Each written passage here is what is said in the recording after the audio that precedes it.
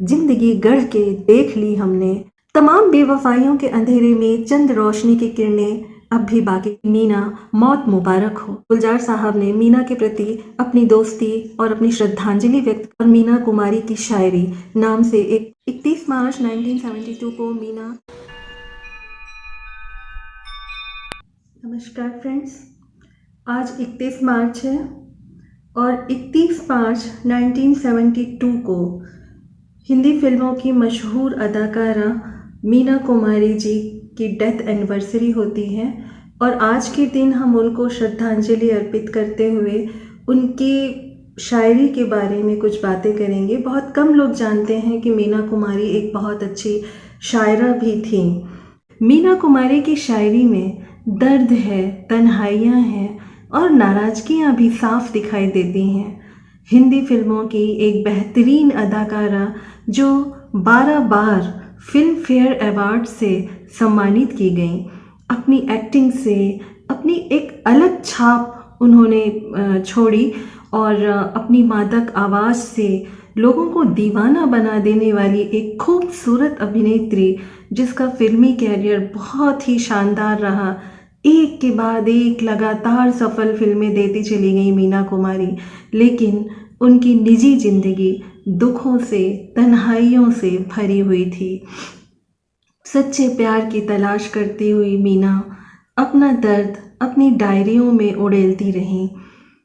मीना इस कदर तन्हा थी कि वो उलाहना देते हुए कहती हैं कि ज़िंदगी क्या इसी को कहते हैं, ज़िंदगी क्या इसी को कहते हैं, जिस्म तन्हा है और जान तन्हा, दिल मिला है कहाँ कहाँ तन्हा। मीना कुमारी जी की लाइफ पूरी तरह से अनसर्टेनिटी से भरी हुई थी।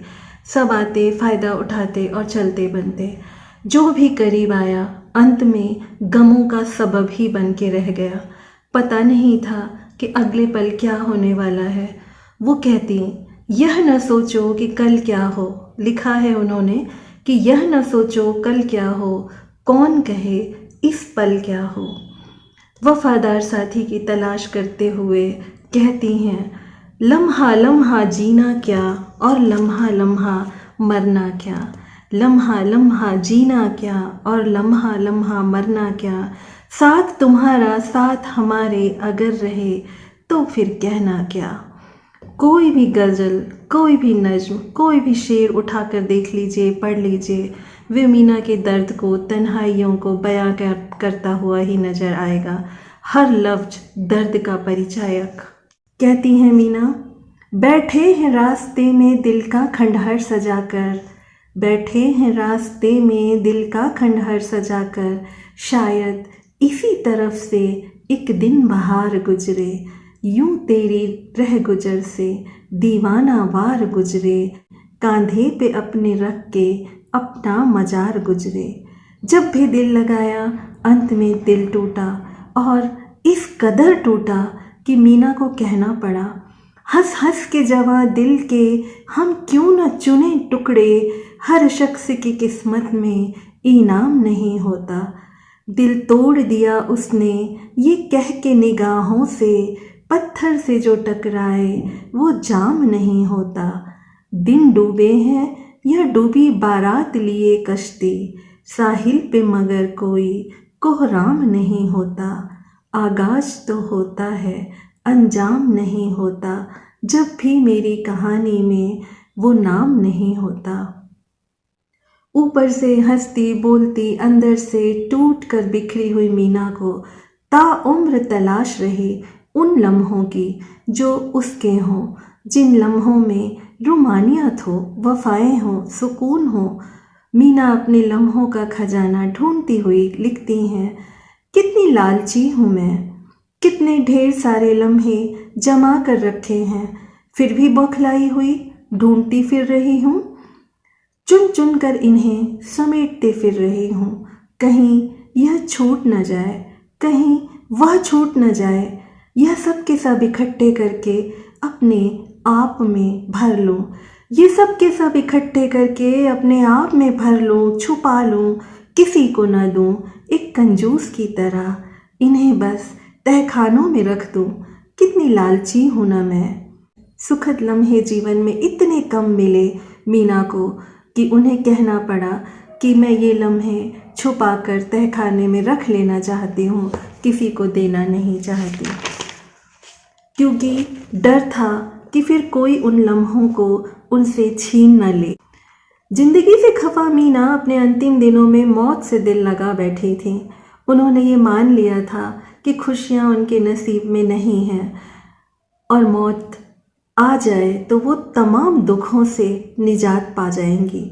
मौत की हसरत पाले हुए वे कहती हैं, कोई चाहत है ना ज़रूरत है, कोई चाहत है ना ज़रूरत है, मौत क्या इतनी खूबसूरत है।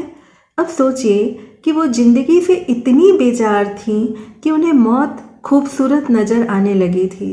किस कदर तन्हा और दर्द भरी ज़िंदगी वो जी रही थी। कहती हैं, मौत की गोद मिल रही हो अगर, मौत की गोद मिल रही हो अगर, जागे रहने की क्या ज़रूरत है। ज़िंदगी गढ़ के देख ली हमने, मिट्टी गारे की एक मूरत है, सारे चेहरे जमा है माजी के, मौत क्या दुल्हनों की सूरत है। यहाँ पे भी निकाह मूवी के एक गीत की पंक्तियाँ मुझे मीना जी के दुख दर्द को व्यक्त करती हुई सी जान पड़ती हैं।